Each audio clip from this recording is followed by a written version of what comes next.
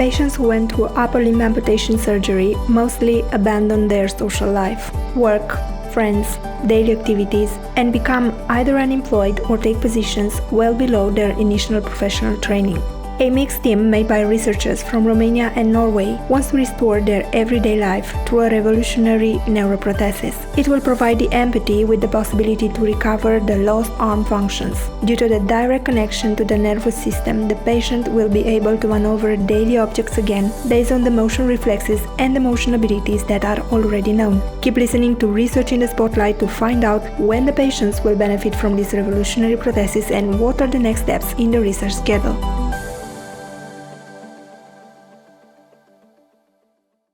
If you were to explain what is your project about in 1 minute, what would you say?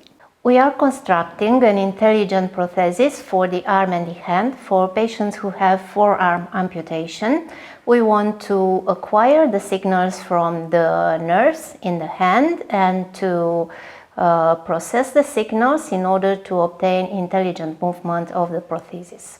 Is there an important interest from the scientific community on this project? I would say that several topics from our project are top research issues in modern science, like implantable electrodes, like the electronic signal processing, and also the medical procedures. It is an important subject only for the technical industry, let's say, or can we consider it also in the medical industry? This is a highly interdisciplinary project, so we have research topics in material sciences, medical sciences, mechatronics, electronics, and so on. Currently, you are involved in a collaborative research project funded under the EEA grants. How did the idea for this project come about? Some members of our team had previous collaborations. We have several research projects together, and part of our team designed other types of prostheses before. In this previous prosthesis, we did not have sensorial feedback, and this is where the idea came from. We want to implement the sensorial feedback, stimulating the nerves, and if we do this, why not should we acquire the signals also from the nerves? Which is the main idea of your project? Nerves in the human body operate through electric impulses. These are small amplitude impulses. We want to acquire the signals, to capture them, to amplify them, to transmit them outside the body and to process them in order to command a mechanical structure. How does your solution work exactly? We have designed electrodes that are wrapped around the nerves that capture these electric signals that I told you about. We have an electronic circuit that will be implanted in the human body that process the signals and transmit them outside the body. Then we have to decode the information in order to make the correlation with a specific movement from a set of previous implemented movements.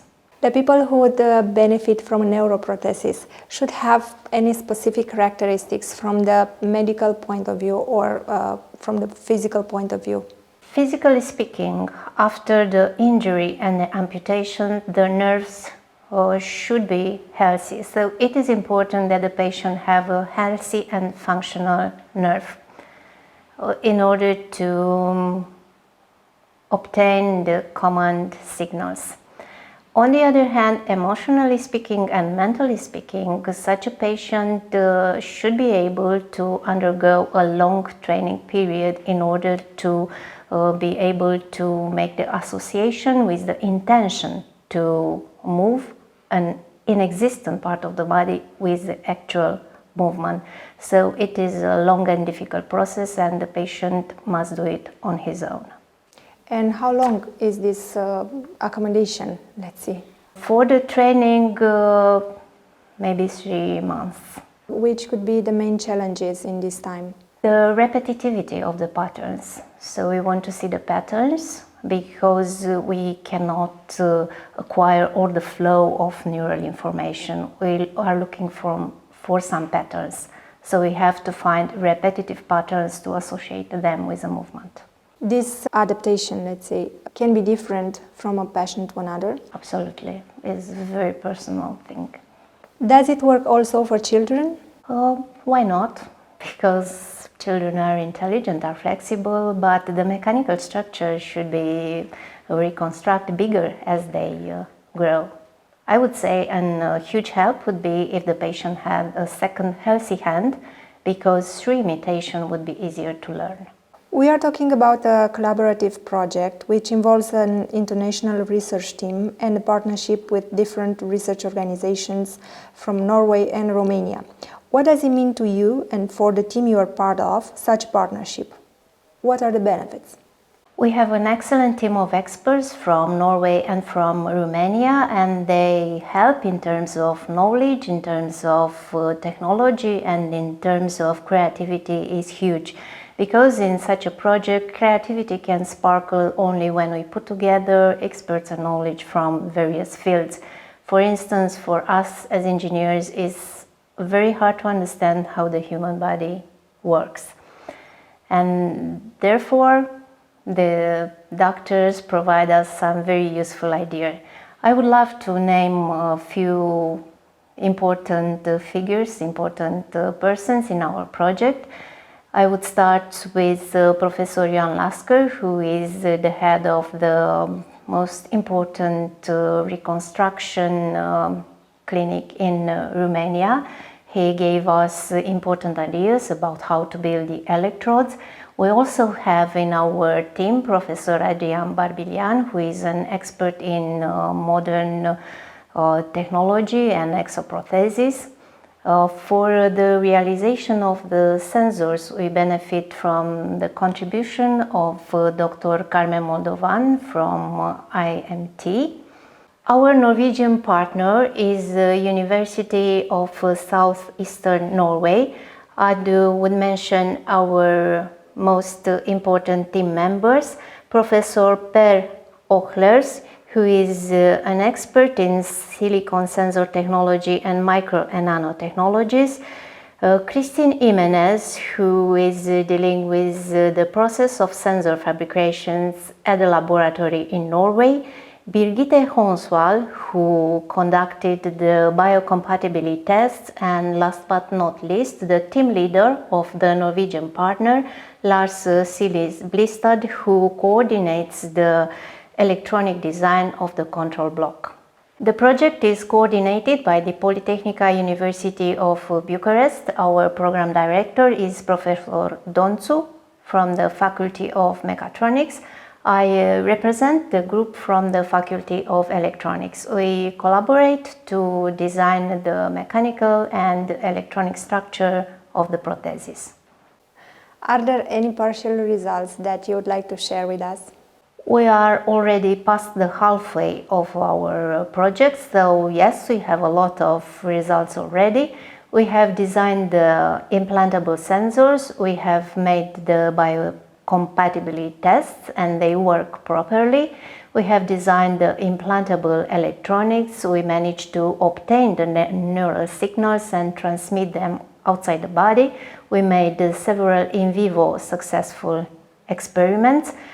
And also we have designed several prototypes of the mechatronic structure. We have a few publications and a patent invention already. How the pandemic influenced your work so far? It is not easy to work in this condition. On one hand, we are quite fragmented. A lot of time everybody works from its own home. So we had a lot of issues because of this. For instance, transporting devices from one place to another, they got damaged several times. We have to ship via mail different parts of our devices and prototype to Norway and back. There is a crisis of electronic components and we were very much affected by it. We have at a certain point to wait a few months to get our necessary products. So it was difficult, but on the other hand, the collaboration became much closer and got very personal. We are now a very strong team and very enthusiastic team because of this particular situation. What are the next steps in your research? In this very moment, our main problem is to power our implantable electronics. So we have to find a solution to charge the batteries via Wi-Fi. This would be the next immediate step. And after we succeed to do this, we will make the surgery to implant this electronic block in the hand of the patient, in the forearm of the patient. And in the end, what is the social impact of your project? It is not very common information, but a lot of people around the world suffer from amputation of limbs, arms or legs. Practically every year 1 million of people around the world have amputations, of which a significant part have forearm amputation. If we make a simple computation, every 30 seconds one person around the world loses an arm. In Romania there are 35,000 cases of people with amputation, but it's believed that not all the cases are reported. We really would like to help people who are in this condition to regain the ability to perform a useful work and to reintegrate in society and to have a normal relation with other people. After listening to this interview, what should people remember about your project? Our prosthesis will be an affordable product and will have, in addition to existing projects, sensorial feedback. The user of such a prosthesis will be able to feel the sense of touch. Thank you for watching Research in the Spotlight, a podcast for scientists and passionate science people made under the EEA Grants Research Programme by the Executive Agency for Higher Education, Research, Development and Innovation Funding as program operator. Until the next time, like and share this episode if you think science is our key to a better future.